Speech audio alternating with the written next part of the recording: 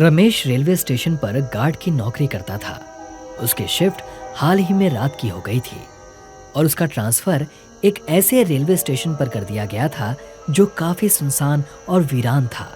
वहां से ज्यादा गाड़ियां नहीं गुजरती थी और प्लेटफॉर्म भी अक्सर सुनसान ही रहता था। उस स्टेशन पर ज्यादा पैसेंजर भी वेट नहीं करते थे। शहर की आबादी भी कम थी।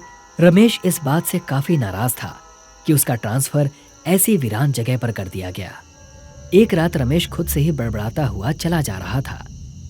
क्या मुसीबत है, अच्छी खासी घर के पास नौकरी चल रही थी, बेकार ही सुनसान जगह पर ट्रांसफर हो गया। 1 महीना देखता हूं, फिर बात कर लूंगा ट्रांसफर की। उसका यहाँ नौकरी करने का बिल्कुल भी मन नहीं था। हाथ में लालटेन लिए और दूसरे हाथ में एक डंडा पकड़े हुए वो प्लेटफॉर्म के चक्कर लगा रहा था। बीच बीच में सीटी भी बजा देता। एक रात की बात है। उस रात प्लेटफॉर्म पर उसके अलावा और कोई नहीं था। रात के 2 बज रहे थे। रमेश ने देखा कि एक आदमी बेंच पर बैठा हुआ था। ठंड का मौसम था और वो आदमी ठंड से कांप रहा था। रमेश उसके सामने जाकर खड़ा हो गया और उससे पूछताछ करने लगा। कौन हो भाई? उसने देखा कि आदमी को ठंड लग रही है। वो आदमी कुछ बोल नहीं रहा था। उस आदमी ने कुछ नहीं कहा। अरे कुछ बताओ भी, कौन हो? आदमी बस ठंड से कांपे जा रहा था। उसने उसे अपने बैग से एक शॉल निकालकर दे दिया। आदमी जैसे ही रमेश की तरफ मुड़ा, रमेश डर गया। उस आदमी का चेहरा ही गायब था। रमेश वहां से भागकर वेटिंग रूम में आ गया। उसने जो देखा था उसे अपनी आंखों पर यकीन नहीं हुआ। वो फिर से कुछ देर बाद उसी जगह पर चेक करने गया तो उसने देखा कि वहां कोई भी नहीं था, बस उसका शॉल गिरा हुआ है।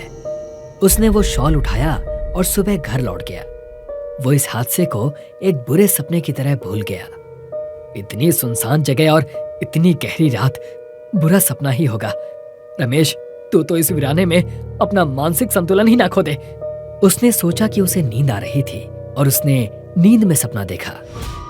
अगली रात वो फिर से ड्यूटी दे रहा था। प्लेटफॉर्म के चक्कर लगा रहा था। रमेश टहलता हुआ थक गया तो एक बेंच पर बैठ गया। उसने घड़ी देखी तो 2 बज रहे थे। कुछ ही देर बाद उसके पीछे से किसी के चलने की आवाज आई। उसने लालटेन से पीछे मुड़कर देखा तो वहां कोई भी नहीं था। रमेश को लगा कि उसे नींद आ रही है। उसने चारों तरफ देखा और आंखें बंद कर ली। फिर वहीं कुछ देर बैठे बैठे उसकी आंख लगने लगी।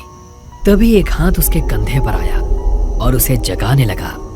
पहले तो उसने ध्यान नहीं दिया, लेकिन फिर से ऐसा हुआ तो वो चौंक कर उठ गया। उसने चारों तरफ देखा तो वहां कोई भी नहीं था। रमेश को लगा कि उसने फिर से कोई बुरा सपना देखा है। रमेश ये सब सोच ही रहा था कि उसे पायल की आवाज आई। उसने चारों तरफ देखा तो उसे एक लड़की जाती हुई दिखी। रमेश उस लड़की को आवाज देकर रोकने लगा। रुको! अरे रुको! सुनो! रुको! वो जैसे ही उस लड़की के पास गया तो वो लड़की गायब हो गई थी। रमेश इस बार घबरा गया था। उसके माथे का पसीना साफ साफ बता रहा था कि वो बुरी तरह से डर गया है। रमेश ने ये बात फिर से किसी को नहीं बताई, लेकिन अब उसे प्लेटफॉर्म पर ड्यूटी करने से डर लग रहा था। अगली रात रमेश एक ही जगह खड़ा रहा। उसने स्टेशन का कोई चक्कर नहीं लगाया। कुछ देर बाद रमेश के पास एक आदमी आकर खड़ा हो गया और ट्रेन के बारे में जानकारी लेने लगा। रमेश को लगा कि कुछ गड़बड़ है। रमेश दूसरी तरफ देखने लगा और उस आदमी को नजरअंदाज करने लगा। उस आदमी ने फिर से रमेश से पूछा। इस बार रमेश को लगा कि ये कोई इंसान ही है। रमेश उस आदमी को ट्रेन के बारे में बताने लगा। तभी घड़ी में 2 बज गए। पूरा प्लेटफॉर्म घड़ी की आवाज से गूंज रहा था। रमेश ने घड़ी की तरफ देखा तो वो थोड़ा सा घबरा गया। उसके सामने खड़े आदमी ने उसके कंधे पर हाथ रखकर उसे जगाया तो वो होश में आ गया। रमेश ने देखा कि सामने खड़ा आदमी उसे धुंधला दिखाई दे रहा है। उसने अपनी आंखें मली, उसे फिर भी वो आदमी धुंधला ही दिखाई दे रहा था। रमेश ने उस आदमी को बुलाने की कोशिश की तो वो भागने लगा। रमेश भी उसके पीछे भागने लगा।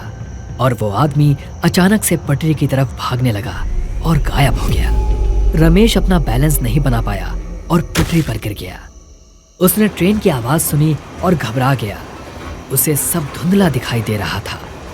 वो डर से चिल्लाने लगा। तभी रेलवे स्टेशन मास्टर प्रसाद भागा हुआ आया और उसने रमेश को पटरी से बाहर निकाला। रमेश कुछ देर तक बेहोश रहा। रेलवे मास्टर प्रसाद ने रमेश के ऊपर पानी छिड़का तो वो उठकर चिल्लाने लगा। प्रसाद ने उसे शांत किया और उसे दिलासा दिया कि वो ठीक है। रमेश को कुछ भी समझ नहीं आ रहा था कि उसके साथ ये कैसे हादसे हो रहे हैं। प्रसाद ने पहले तो उसे डांटा कि वो पटरी के इतने पास क्यों गया। रमेश ने प्रसाद को अपने साथ घट रही सारी अजीब घटनाओं के बारे में विस्तार से बताया। प्रसाद तुरंत ही समझ गया। उसने कहा, इस इलाके में कई छलावे रहते हैं। वो सब रूप और शरीर बदल बदल कर आपसे बात करना चाहते हैं। उसके बाद आपको नुकसान पहुंचाने की भी कोशिश करते हैं। रमेश छलावे का नाम सुनकर बुरी तरह से कांप उठा। वो जल्दी से स्टेशन से भागने लगा। प्रसाद ने उसे समझाया कि ऐसे भागने से कोई फायदा नहीं है। बस इन सब का एक ही इलाज है कि जब भी ये तुम्हारा ध्यान अपनी तरफ खींचने की कोशिश करें तो तुम्हें इन पर बिल्कुल भी ध्यान नहीं देना है और छलावे से बातें तो बिल्कुल भी नहीं करनी है। रमेश प्रसाद की बात ध्यान से सुनता रहा। फिर थोड़ी देर बाद उठकर प्लेटफॉर्म पर जाने लगा। उसने देखा कि सामने से एक आदमी आ रहा है।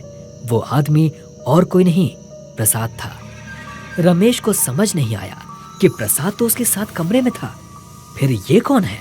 तब तक प्रसाद उसके पास आकर उससे बात करने लगा। प्रसाद ने रमेश से उसकी घबराहट की वजह पूछी तो रमेश सन्न खड़ा था। अरे रमेश, क्या हुआ? इतना घबराए हुए क्यों हो?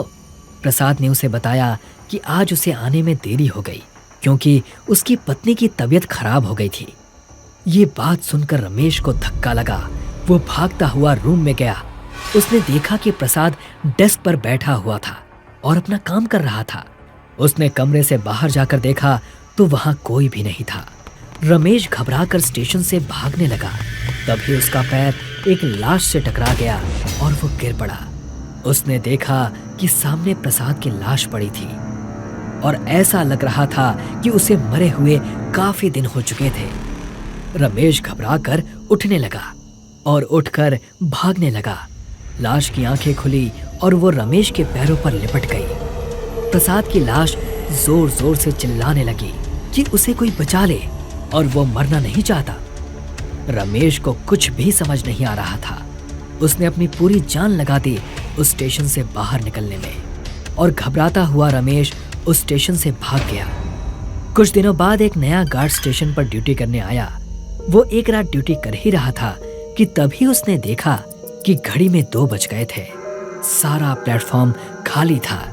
तभी उसके कंधे पर किसी ने हाथ रखा। गार्ड ने देखा कि वहां कोई नहीं था। वो प्लेटफॉर्म के चक्कर काटने लगा कि तभी उसे एक परछाई दूर जाती हुई दिखाई दी। वो परछाई एक शरीर में बदल गई और उस गार्ड के पास जाकर खड़ी हो गई। गार्ड ने पीछे मुड़कर देखा और उसके सामने रमेश खड़ा था।